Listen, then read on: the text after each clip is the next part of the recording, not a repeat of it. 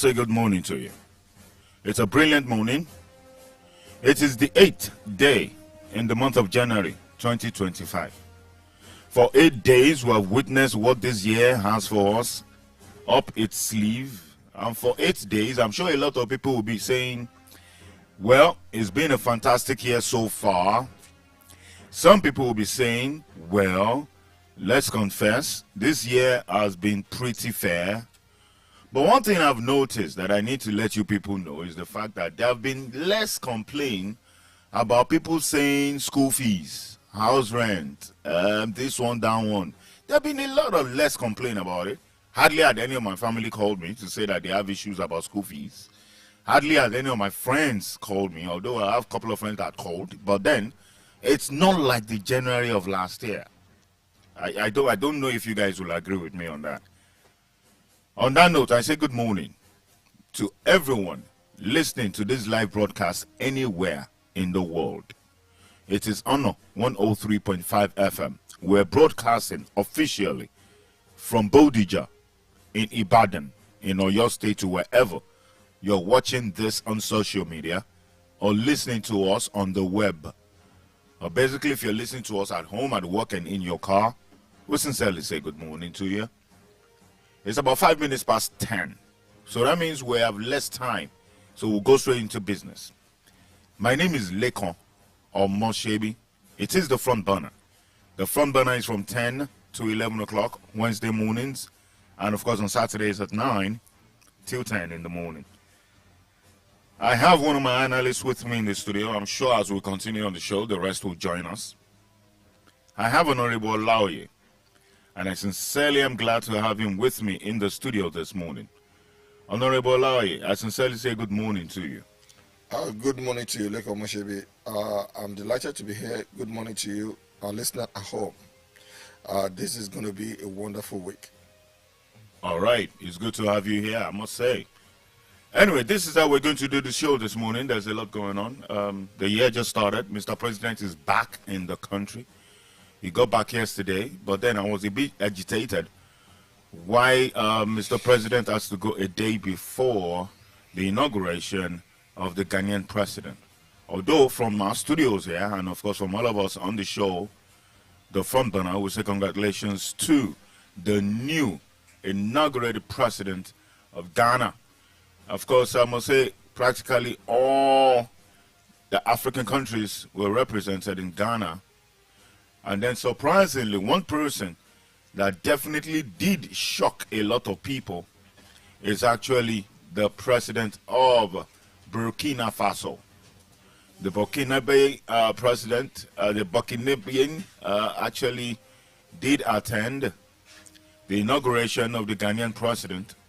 But what really interested a lot of people is that the president of Ghana, that's President John Mahama, was so happy to have him around, but the Burkina Faso president is military junta, and of course he came in his full regalia, fully dressed as a fully army officer, like he's going to war, while every other president were in their normal, traditional, or corporate outfit.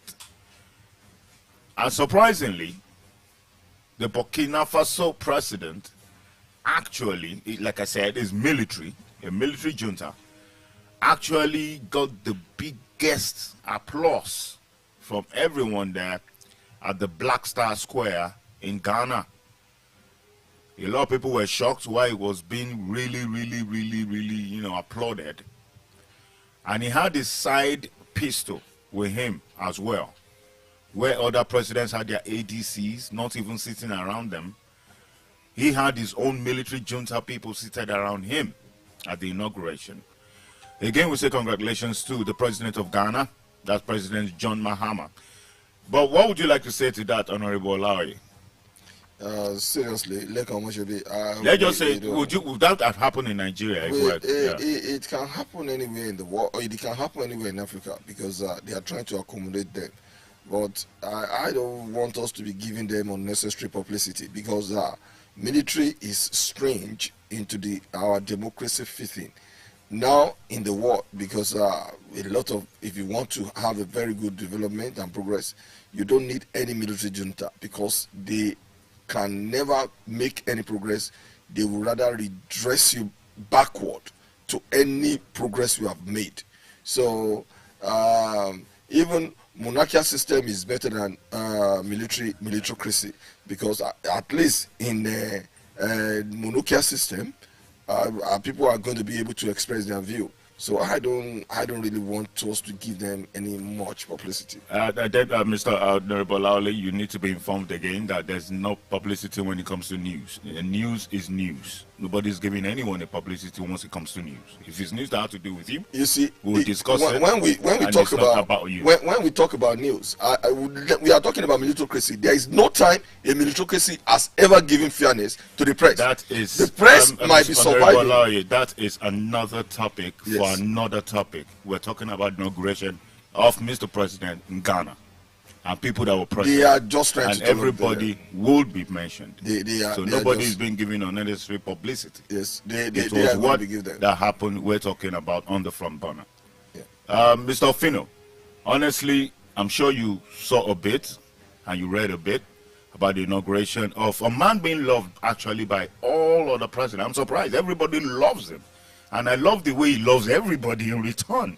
He has not tried to say, And then for him to have actually invited former President Obasanjo, former President Goodluck Jonathan, former presidents of Ghana. I think this president is onto something. What would you like to say? Once again, I want to use this opportunity to celebrate the good people of the Republic of Ghana, especially for the election and the inauguration of His Excellency, President John Dramani Mahama of the Republic of Ghana. Actually, when you look at what transpired before the election, the one that was there, Nana Akufo, yes, all eyes was on him, yes, for him to transform Ghana. But at the end of the day, what happened? With his harsh economic policy, the Ghanaian economy was destroyed. So the Ghanaian now felt that there was the need for them to go for a change. And that was the change that did happen in December, when they unanimously voted President John Dramani Mahama of the Republic of Ghana as the incumbent president. There are lessons to be learned. There is always room for you, when you lose an election, for you to now make a rethink. Why did I lose this election? And why are you now willing to recontext again? The good people of Ghana now know the difference between Nana Akufo, the former president of Ghana, and the incumbent Ghanaian president, President Mahama. It's a food for thought for Nigerians in 2027. I'm not using this platform to campaign for any political party. But there is one thing I keep telling people, that change is the only thing that is constant. Change. Okay, now before... But people find it reluctant to adopt to change. I agree with you totally. I think change is the only constant thing. Do you agree, Honorable? Yeah, I agree totally on that. The changes are so constant and power is transisted, so we must expect any change. But then before we leave Ghana, let's quickly say one more thing that actually interests a lot of people all over the world. People were seated and having their popcorn and wanting to listen to exactly what the new president of Ghana would have to tell the entire world. But while he was having a speech, and he had a speech, he mistakenly called President Bola Mohammed Tinubu as the president of Ghana. Would you say that is excitement, or would you say there's a bit of closeness between the two of them, or do you think what do you think would have happened? Because I kept repeating that video to see what would have caused them to say, because he was reading it from the book, and then I heard, everybody heard Tinubu, and I'm like, wait a minute, that couldn't have been in that paper. So what do you think? Do you think there's a negative part to this, or there's more of positive to it, or do you think it's just a normal mistake? There is one thing we must understand. It is only God that is infallible. It's just like the Supreme Court. I agree, because I've been thinking of it that way. John Locke said that though the Supreme Court is the finality of all judgments, yet it is not what infallible. Yes, it can still make error. Exactly. But there is one thing we call costly mistake. So costly. Now that's too costly. It's too costly. I have to be honest. Is to mention his own name. Yes, too costly. So I wouldn't know what actually happened. I wouldn't actually know what really happened. But it's a costly mistake during the day of your own inauguration. So that mistake is too costly. So I think he's going to say. I think nobody's above mistake. That's what he said. The mistake, no matter how costly it is, it's not impeachable. It's not an impeachable offense. So now, what I really believe is that what is in your mind is what you are going to speak out. The man, wait a minute, are you saying that he has Tinubu in his mind at that time? The reformation that is going on in Nigeria, and with the kind of publicity and information emancipated from Nigeria, you cannot afford just not to listen to what is going on in Nigeria, which I believe. And it's going to be throughout the whole world. But he was supposed to mention his own name. What's so difficult in mentioning your name? It is not. Nothing is so simple. Thing you think is simple might not be simple, and that's it. And when President Tinubu was to address the National Assembly, and with all his aides and everybody, that they will have even checked all the typographic error of what he has written, he still made mention of our 11th assembly, and that is for you to know that there is nobody that is above mistake, because he has them in mind. Instead of all those people that are supposed to vet the same speech omitted and cannot discover that fault. You can see, and with that, you know that this is what life is all about, and it comes, it goes. Right. There is a difference between someone that wrote his own speech and someone that there is a difference between writing your own speech and someone assisting you to write the speech. Most of the speeches are being written by professionals. But there is one thing I've discovered about most of these presidents. Most of the people want them to say it offhand, and which may not be possible. They want a president that can read the speech out offhand. And you know, most of these speeches are so lengthy. So it's not all that. It's just like a newscaster. The newscaster. Now people expect the new newscaster to read it offhand. Even before the emergence of the computer, people expected newscasters to be reading out some of this news offhand. They don't read it offhand. There is always something that they place in front of them that you cannot see. Teleprompter. No matter with this, like you said, he might be so much assured of himself that he even omitted to read that line instead of it calling it offhand. But I think Ghanaians would have forgiven him by now. But I think what he wanted to do was this. I'm not speaking in proxy for him. Okay. He wanted to recognize the president of Nigeria as the chairman of Economic Community of West African States based on protocol. Very true. I think that was what he was supposed to have addressed. Your Excellency, sir, the chairman ECOWAS, based on the protocol. When you look at the protocol list, the African Union chairman comes first before the ECOWAS chairman and other regional blocks. I think that was what he was supposed to do, because on this platform now, if I'm being introduced as Ignatius Eboseluime Ofino, I don't need to introduce myself again, because the presenter have already introduced me. So if the president want to address himself again after he has been invited, that was where he goofed. He was not even supposed to introduce I'm very his name sure again. he didn't mean what happened. He never meant it. But then what happened has happened. And like you said, anything can happen. Anything can happen. I'm sure that Ghanaians might have forgiven him by now. And I'm sure a lot of people too would have tried to look over it. You are listening to the Front Runner, wherever you are in the world. Remember, you can get to listen to us and get to watch us live. Wherever you are in Nigeria, let your friends abroad, wherever they are in any other country or any of the continents in the world, all they need to do is just go to Facebook as we speak and then look for and search for Honor 103.5 FM Ibadan. And then click on the like button, like it, and then you share, you comment on the programs, on the various programs we have on the station. My name is Lekon Moshebi. I have Honorable Alawi with me, and I have Mr. Ofino with me on the show. We're going to jump into a commercial break. When we come back, we have more burning issues to discuss.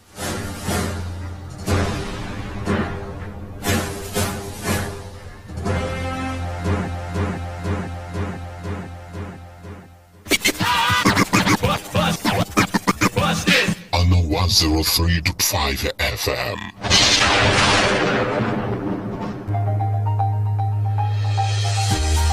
Do you need a reliable and super fast unlimited internet for your business and home use? If yes, iWorld Networks is your solution with our uptime affordable internet via fixed broadband. No data caps and throttling. You can enjoy your distance learning, business meetings, and family time with our reliable internet.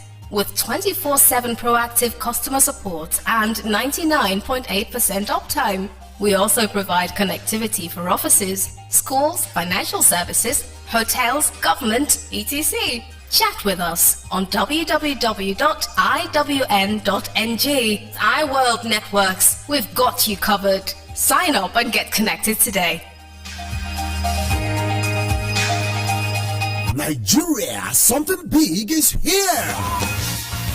Are you scared of acquiring landed properties due to lack of trust and authenticity? Do you have to wait endlessly to get your red copy survey after every property purchase? Worry no more, because You Fit Homes is here to do things differently while providing solutions to housing challenges in Nigeria. With properties in Abuja, Lagos, Port Harcourt, Ilorin, and now Ibadan, You Fit Homes is here to make you a property owner. Get 50% launch discount off the actual price on our Ibadan property, located 10 minutes to the train station at Ido and 10 minutes to Monia train station. We won't just issue you a CFO. You also get a red copy survey right after you buy from us. Visit our head office at Block 8, Plot 15, 7 Up Road, Oluyole Main Estate, or call 0812-020-0803 for more enquiries. You Fit Homes, a home for all.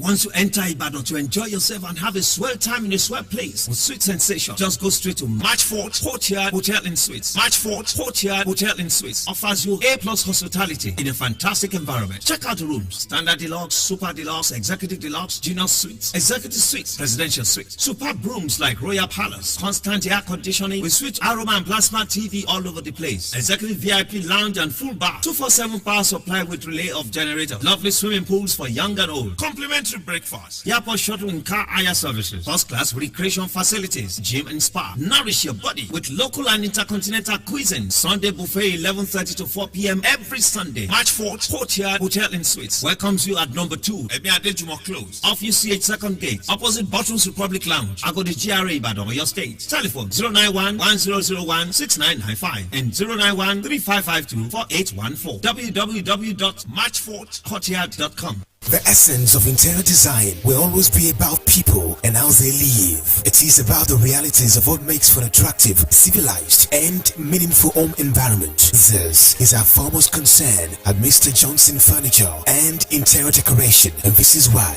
we stay faithful to your own taste, because nothing you really like is ever out of style. Mr. Johnson Furniture and Interior Decoration, we specialize in importing and delivering quality royal beds, sofas, lights, and doors to every home across Nigeria. We are located inside Dogafort Filling Station in Lewura Junction, Akala Express, Ibadan. Call us up on 080-913-35706 or send a WhatsApp message to 090-445-30230. We don't just sell quality products. Our maintenance team is on standby to give free routine maintenance for a whole year after purchase. Mr. Johnson Furniture, our passion is to bring affordable luxury to every home and offices.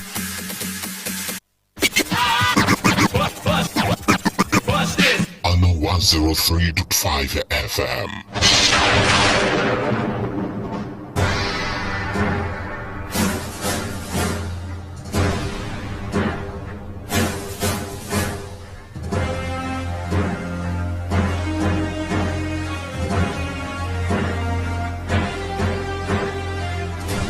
Again, we say thank you very much for listening. So if you're listening to us right now, in your car, at home, or at work, You just go to Facebook, open your Facebook, all right? Now search for Honor 103.5 FM. Like, share this show, and then you can comment. Please, go ahead and make a comment. But then this is it. If you're listening to us, we'd also like you to know that we'd love you to actually get to know that you listen to this show Wednesday mornings and, of course, Saturdays. But this is very important. The number one citizen, as far as Oyo State is concerned, he's number one. And his duty, basically, is to protect all citizens of the state. But the man to protect the state himself had come out to say yesterday, and I quote from this moment, I'm quoting the governor himself. Now, the governor, Seyi Makinde himself, yesterday morning said, and I quote, "This morning, we held the annual interfaith service for year 2025. In my remarks, I thanked labor leaders in Oyo State for their cooperation and understanding, which resulted in successful negotiations for a new minimum wage of 80,000 naira. So your state government will be paying 80,000 naira and consequential adjustments.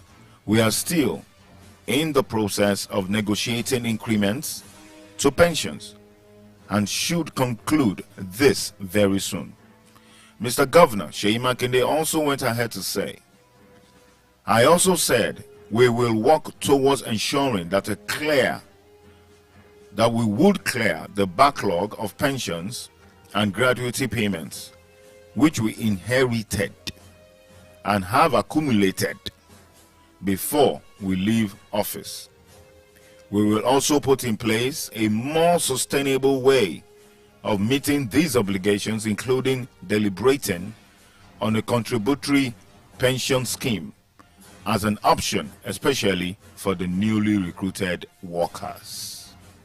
That was what Mr. Governor himself said. Everything I just said now, it's not of me, it's of Mr. Governor. Mr. Governor said all those things. But now he has agreed that fine, it's going to be 80,000 naira. He has agreed with the NLC. And then he also talks about, backlog, pensions, and of course gratuity. Mr. Ofino, Mr. Governor has spoken. The way I'm looking at all he said, I would want to say, well, I think he spoke well, except for a place I saw that is a bit, tied up for me for a little way. What would you like to say to all Mr. Governor said about the 80,000 naira they should be getting from January, number one, and then he's talking about pensions, the current pensions paid, and of course those backlogs, and then the one he himself accumulated. He mentioned, I love the way that he's a real man. He said it, yes, me too. I've accumulated a couple of backlogs. What would you like to say to Mr. Governor at this point? Public governance is about service delivery to the people. Sovereignty belongs to the people. So, but the people during elections surrender their sovereignty to whoever is being declared as the winner during general election. There is one thing you must know about Oyo State. Oyo State is a civil service state. What I was expecting the governor to have said is this: I'm willing to transform the Oyo State from a civil service state to an industrialized state. That was what I was expecting the governor to say. Now, I have a reason for that. When you are talking about recurrent expenditure, who are the beneficiaries? The political class that have been elected and civil servants. But when you are talking about capital expenditure, the people benefits. Now we are having a situation, most of this fiscal policy of government and budget, most of their budget, 65% go for recurrent expenditure, while 35% goes for only capital expenditure. And for that capital expenditure, there is also debt. So there is a way a governor will have to sit down with his economic team. How do I transform Oyo State from a civil service state into an industrialized state? Because for now, statutory allocation to state in Nigeria has increased. Yes. IGR has also increased as a result of what? Rising inflationary trend. But now, how has it affected the life of the people positively? There is what we call multiplier effect of every economic policy. The multiplier effect can be negative, it can also be positive. There is nothing wrong for what the governor have said, but what I was expecting him to say that he have not said, I'm willing to transform Oyo State from a civil service state into an industrialized state. God bless you. I love that. I love that so much. Okay, let's hear from Honorable Larry. He's at the APC end of things, but then let's get to hear from you. What do you think about all the governor had said yesterday? Congratulations once again to your state workers for getting their pay, which has been agreed upon for a very long time. They'll get it definitely. They will get it 80,000 definitely. So, January, yeah. Well, we are still waiting for what is going to happen, because other parameter has not been used for. It is only minimum wage that we know. So we are still waiting. So we congratulate our state governor, and we wish the best. We as Ejina Shimakide, the best of luck. Well, then he said something. Let me remind you of what he said. Probably you didn't hear that part. I also said, I'm quoting Mr. Governor now, please, in quote. I also said we will work towards ensuring that we clear the backlog of pensions and gratuity payments, which we inherited and have accumulated more when we leave office. Yeah, that is when you are talking about the pension. It has been the burden with the state government for a very long time, and when he came to power, not just with him actually, yes, with governors before him. Yeah, yes. But he has promised them heaven and earth, and that is why a lot of pensioners make him to be like a god. But for him to say that, I don't understand. Can you say that again? When he wanted to be governor, you said when the governor that is what he uses for campaign. And when what he came is it? What is that thing? The pension that is going to clear their bad luck, and a lot of things is going to clear the backlog. And when he came into power, I've seen a lot of pensioners worshiping him. So I thought he has already finishing all these backlog payment, but he has not. So we are still wishing all the pensioners best of luck, because for them to know that it is not about anybody doesn't need to lie to them before they can get their vote. So we are still expecting before we finish this government. All right, now, Honorable okay, you want to say something? Yes, government is a continuum. There's usually what we call rollover. But government must find a way of cutting down the cost of governance. If you want to actually offset outstanding debt, you must be willing to cut the cost of governance, especially overhead costs. You know, I keep saying it the other day that you may be a professor, and yet you are not a good administrator. You may have PhD in any course, and yet you are not good when it comes to the issue of administration. The same thing applies to governance, public governance. It is not about resources are limited. Yes. Let me quote what this man said, Professor Leonard Robin. He said, economics is a social science.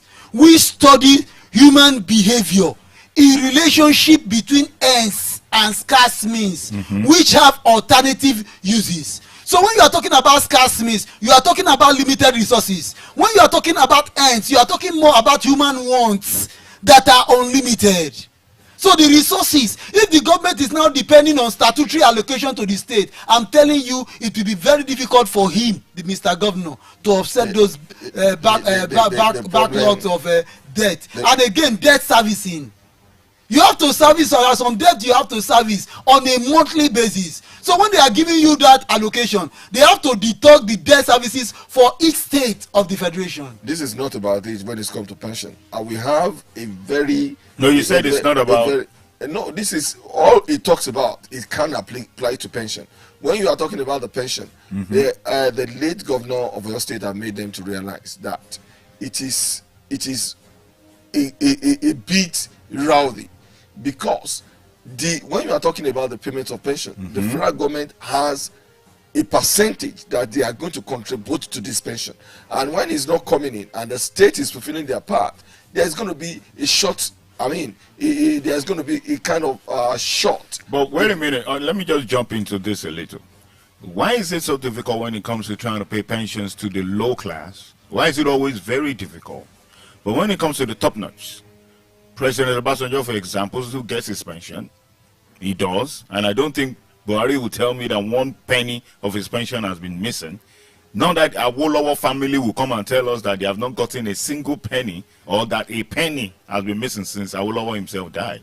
So how come the top notch actually get their pensions paid, but then the low class always have issues getting their pensions? Thank you very much. You asked a very good question. You are talking course about I all asked these. a very good Yes, question. you are talking about all these top notch. You are talking about how many presidents we've had in the history of Nigeria. Probably we have about 10 or 15. So they are now, not as much as the no, you 300 asked me a million. question. You asked me a question. Go ahead. Yeah. And their pension is limited. It's statutory.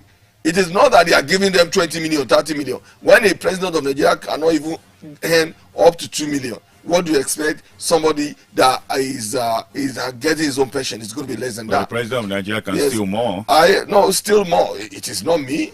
No. But there is an issue of God. Wait a minute. Listen, listen, No, I'm let's explaining let's- something. Before I'm you explaining forget, something. before you I'm forget. Double explaining pension, double Okay, pension. now- You know that there is an Yes, allegation brilliant. that double pension. Let's allow you. Go Like, ahead. No, allow him. Okay, fine. Now I'm sure you we are heard. now talking. Yeah. We are now talking about the governor as well.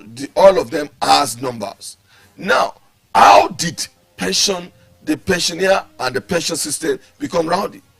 This is when you see that a lot of people, when you are even talking about salary has been loaded for so many times until the introduction of IPPS. When you have, that is why on this program I ask, the state government has not made us to know the population of workers we are having in your state. Unlike the last government, it made us realize probably there are 35,000, probably there are 38,000. We knew. So are you saying that the governor of Oyo State, Seyi Makinde, decided to employ more workers, that's to employ them without knowing how many workers he already has? We need to know the population of the workers we have in our state, because he said it Well, in it's his an own program. assignment. On his own program You are- that he is waiting on how the federal government is going to be able to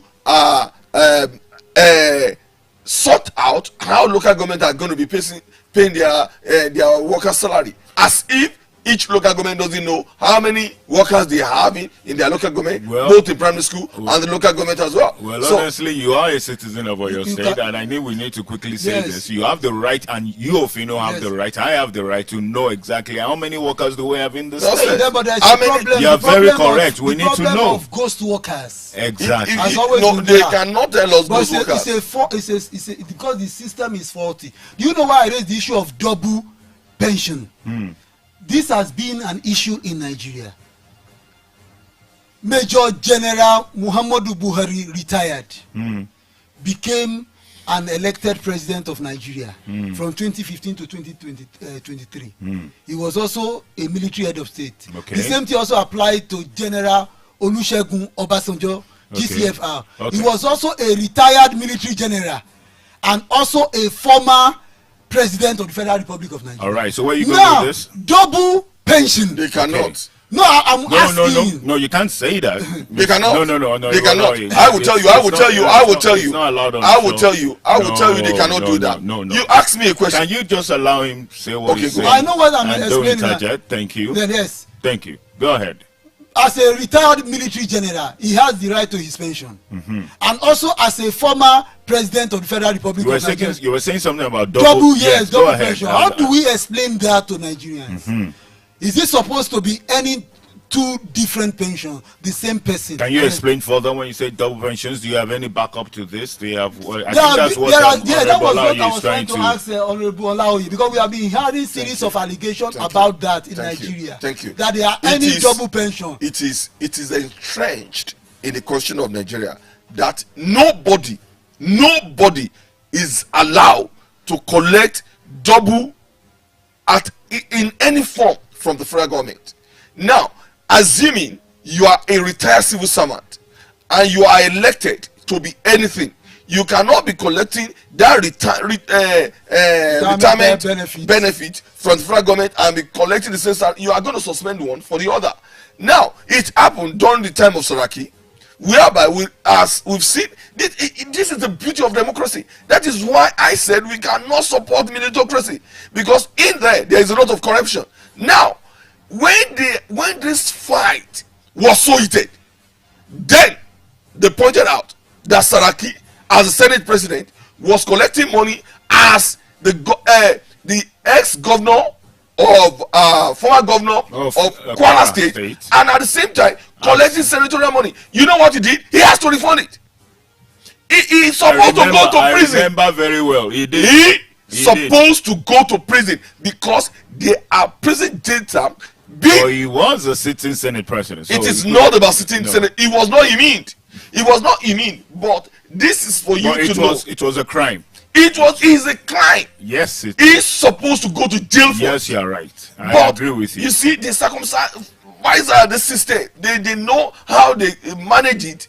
It's still burning on him because anytime he wanted to contest for anything, we are still going to ask. He has stolen Nigerian money, and since then, and again, it's not about return. It's not about return. Why doing it in the first place? Now, again, when Fashola become the minister of Federal Republic of Nigeria, even before this controversial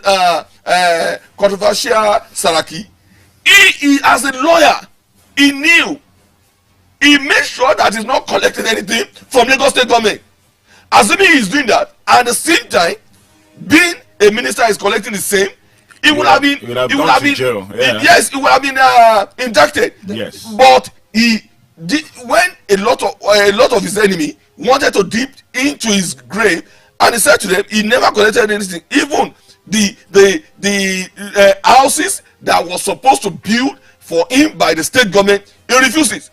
He said he's living at his rural apartment that he built for himself. So for us to know that. Do you know why? Sorry to cut in. First, I forget. Sorry to cut in. I'm sorry for interjecting. All right. The issue of dual citizenship among presidential aspirants, gubernatorial aspirants in Nigeria is a problem. Dual citizenship. We have seen governors in Nigeria today, some governors who are citizens of the United States of America and also citizens of the Federal Republic of Nigeria. It has been an issue, so it must be clarified on this platform. You know, I raised the issue of double pension.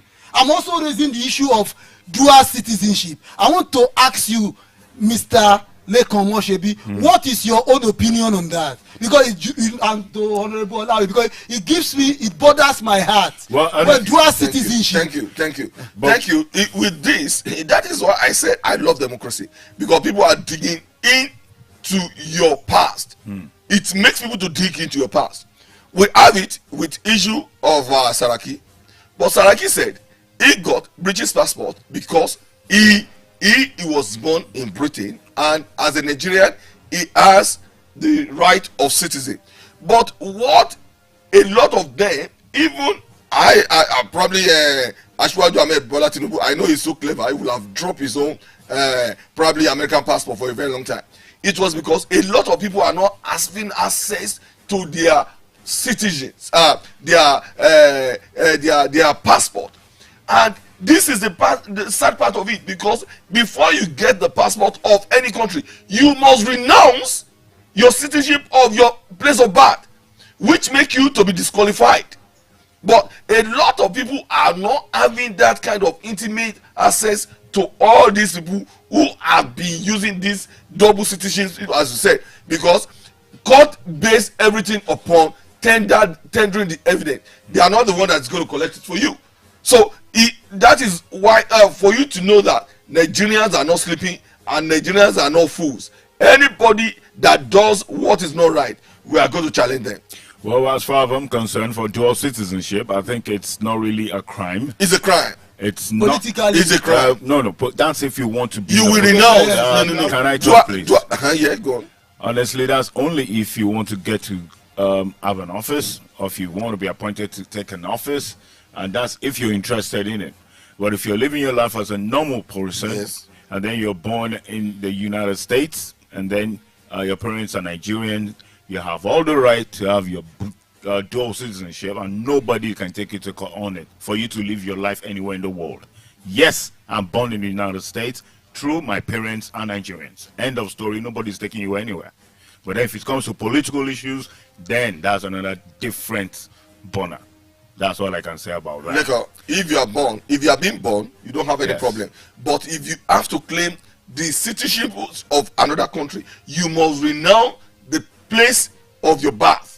and which become a crime. Honestly, in the law, if your parents are from a place, both parents, in fact, it's interesting when your parents are even, like I said, as a normal human being.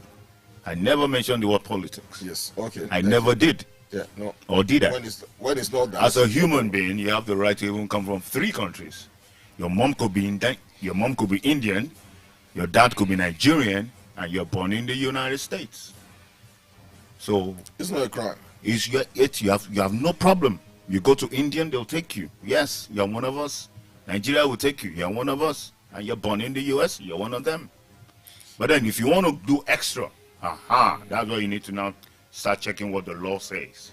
But for you to live your life normally, trust me, there's nothing normal about life. Nothing stops you. There's nothing normal about life. You know what happened to what happened to the beauty pageant, our new beauty pageant. He was born in South Africa, and he was a citizen. He was of South Africa. His dad is Nigerian, and when it's come to the issue of going for the world platform, they deny her. We have to. They denied her to represent South Africa. Yes, and thank God. That's what I'm talking about. That's what I'm saying. So, and that's why I said nothing is normal. Nothing is normal. You don't know what is going to happen the next. There's nothing. But then we are living in a normal world. The other country came to save her. So you understand. So anyway, let's go to something else. We just left something out to do with the governor of Oyo State, but then the governor himself woke up from sleep and actually alerted all the security service chiefs and told them that 2 kilometers away from where I am lodged, there are bandits everywhere. That's coming from Governor Seyi Makinde, and he has really raised the alarm over influx of terrorists into Oyo State. And it says that one of the major reasons why these terrorists and insurgents are coming in from northwest Nigeria is because the defense headquarters have decided to really put pressure in getting the heads of this Boko Haram. So now Mr. Governor is telling the Oyo State indigents to be very, that they must be on alert and they must be very vigilant, because there's the raising alarm from Mr. Governor over influx of terrorists into Oyo State. So you're listening to the front burner, and we're telling it to you now that the #1 citizen of the state has told you, if you're a citizen of Oyo State, you reside in Oyo State, please, we beg again, Mr. Governor has begged us to beg you, that there are terrorists coming into Oyo State, that bandits were 2 kilometers away from where he, Mr. Governor, was lodged, in Oyo State. What would you have to say to that if Mr. Governor himself can actually complain? Okay, before you give response, okay, I'm listening to you, go ahead. That is a close range, 2 kilometers. If Mr. Governor can say, I'm sure his own security aides would have told him that, Mr. Governor, we need to leave here. We have seen this, we have seen that, we have seen that. Mr. Governor didn't keep that to himself. He said it out immediately. Hey. There is one thing you must understand. When it comes to issue of security, it's highly classified. Security intelligence. Yes. Highly classified. Highly. What I was expected they would have done is this: find a way of tracking them first before you now announce to the people that last week the state was under siege. But fortunately for us, a lot of people have been apprehended. But now you are trying to instill fear in the mind and heart of the good people of Oyo State by telling us that the state is under siege by unknown gunmen, by bandits, Mr. by Governor was actually terrorists. precise. He was precise. He said no. I said something about yes, highly classified information when it comes to issue of security report. You have to apprehend first before you now announce. That is the way they'll do it in Sena climb. Now, what you are telling the bandit is this: that if they have opportunity to escape, they can escape.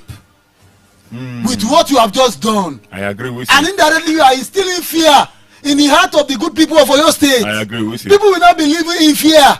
Security happens to be one of the fundamental objectives of state policy. Well, you're apart right. from welfare. Come to think of it, you're number one citizen of the state, and if you could talk this way, in this manner, that kind of instills fear. Yes, You're then who very is now correct. safe? And Who is then now safe in I'm the sure state? your security aides with you could at least, like you said, track those ones they noticed that seemed 2 kilometers away, and then probably capture 1 or 2 or 3 of them, and then get more information before you can now come talk to us, the citizens. Yeah, that this is what we have all right, done. Honorable Lai, what would you like to say to what Mr. Governor has said? Ofino has said it all. Our governor is a devil advocate. Let's say that again. Our governor is a devil advocate. No, you can't prove that. Yeah, like I said, like can you Ofino prove said, that? Like Ofino said, instill fear in the citizen is not the best way to rule, because in Oyo State, I am saying categorically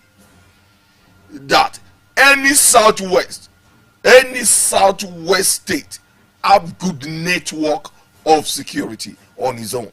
When you are talking about it, you are talking about the town itself. Now, there is no way. If you're coming from the north, I think definitely you'd have to get to Ondo State before you get to Oyo. You are going to get to Ondo, you are going to get to Osun, you are going to get to Kwara, you are going to get to Ekiti before you even arrive here. It depends on the direction. Any direction you want to take. Any direction you want to take. But now, coming to issue of security, because even before you can be able to get any tenant, you must have a kind of what's it called? They will tell you to go and bring your guarantor, this and that. What kind of work do you do? This is it. They will make sure they vet you. And when any area you are living, people are watching you every time. Your move, where you come from, whether you are in Nigeria, whether you are in Niger, whether you are Yoruba, whether you are Hausa, whether you are Ekiti, they will know. So now, Ibadan cannot harbor all these kind of people he's talking about. You are talking about those top notch. That is why a lot of them escape to all these neighboring countries that are being governed by this military. So now it is not the best for governor to be instilling fear in people. It's supposed to be dosing the fear. It's supposed to be giving us a kind of incentive wall that we are not going to be living in fear. So for him to do this, it is not fair enough. All right, then let's quickly let you know that President Bola Tinubu approved $20,000 medical allowance and other perks for retiring military chiefs and generals. We still spoke about pensions the other time, but then just a few minutes again, we've just noticed that President Bola Ahmed Tinubu, President of Nigeria, has approved $20,000 medical allowance and other perks. You know, other perks means things like houses and the rest of them, cars. Well, anyway, for retiring military chiefs and generals. I think that's deserving, if you ask me. I have an objection on that. Okay. The president was wrong for saying $20,000. Is dollar our currency? We are looking for a way where Nigerian currency can bounce back. Is it that we or? I use the word Nigerians. Oh, good. We are looking forward to a day whereby Nigerian currency will bounce back. Then you are now saying $20,000. I think you are not being fair. You will have used our own currency. That is what people like me want to hear, because our own currency is naira.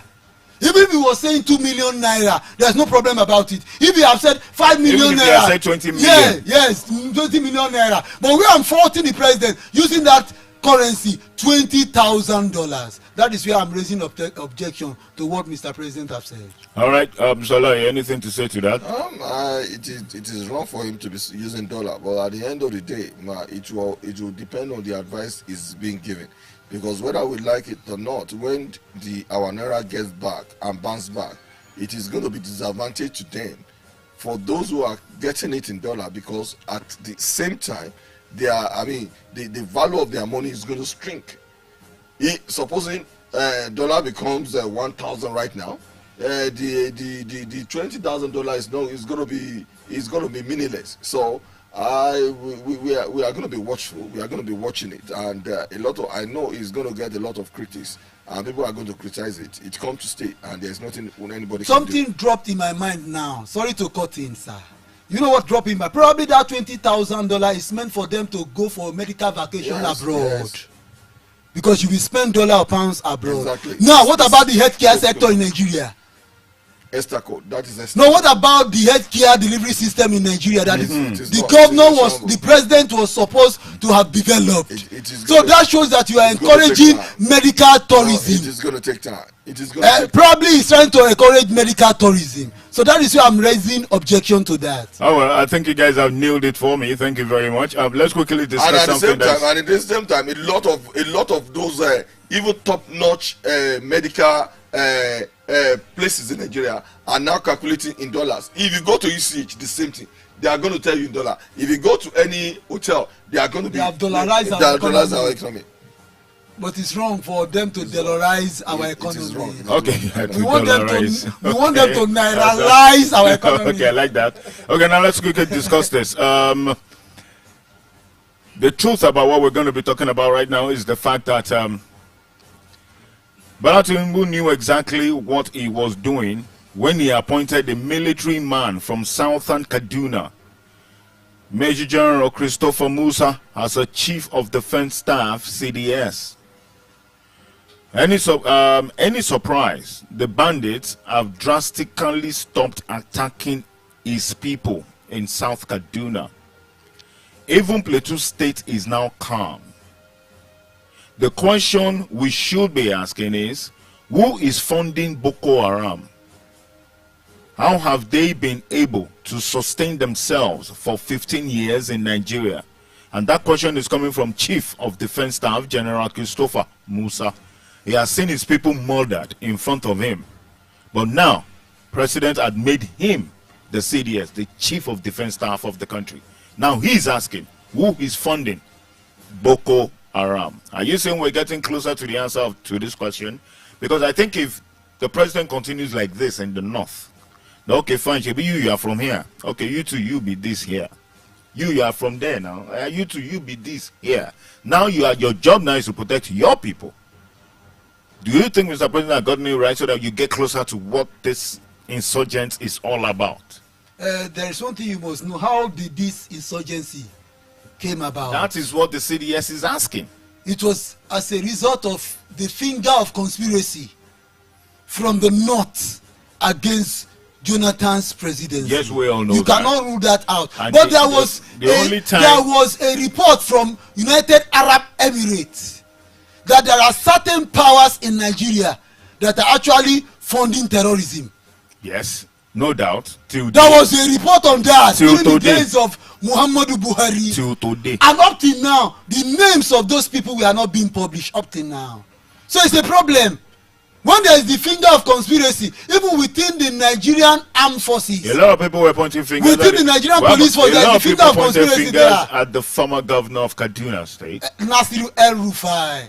Even not him alone, Vice President Kazim Shettima. Yes, Shettima, the Vice President, is so yes. So there is one thing when we are talking about terrorist organization in the world. It is an international network. We're talking about there is no organization that doesn't have funding. What we have now is not Boko Haram, is banditry. And when you are talking about banditry is different. I know that you want me to define banditry to you. You see, when you are should talking I define about banditry? Should I go ahead and define banditry to me? Define them to me, because when you are talking about banditry, the bandits are everywhere right now. Unlike Boko Haram situated are only in Borno before. But don't let's be speculating about who is funding this, who's funding that. Why shouldn't we? The facts why shouldn't Nigerians speculate? The military has procured a lot of fighting equipment which can stand the test of time. From the time of Buhari, it is not about Jonathan. Even during the time of Buhari, Katsina was in siege. There was serious attack throughout the time of Buhari in Katsina, and there's nothing they can be able to do. But during the time of Jonathan, no country trusts Nigeria. That is why a lot of equipment is not released to him. That is why he has to be buying equipment from using somebody else and all these backdoor mentality. We will be talking more about that because it's our country, and of course we need to bring it to an end. I want to say big congratulations to Major General Christopher Musa, the South Kaduna, and of course, he's asking questions. A big thank you to Mr. Ofino for being part of this show this beautiful Wednesday morning. It's my pleasure. Thank you very much. And a big thank you going out to Honorable Olaoye for being here this morning. Thank you. And of course to you listening to us at home, at work, in your car, anywhere in the world, on the web. We'll say thank you very much for being part of the front banner this Wednesday morning. Thank you to Engineer K, my studio manager, for giving us a clarity sound this morning. And of course to all my guys in the media cubicle, making sure you get to see and hear us clearly wherever you are in the world. My name is Lekon Omoshebi. Next episode of this show will be coming up on your radio pretty soon, say on Saturday morning. My name is Lekon Omoshebi. Do have a fantastic day ahead and be a good Nigerian. Bye for now. Next door, happiness, sorrow.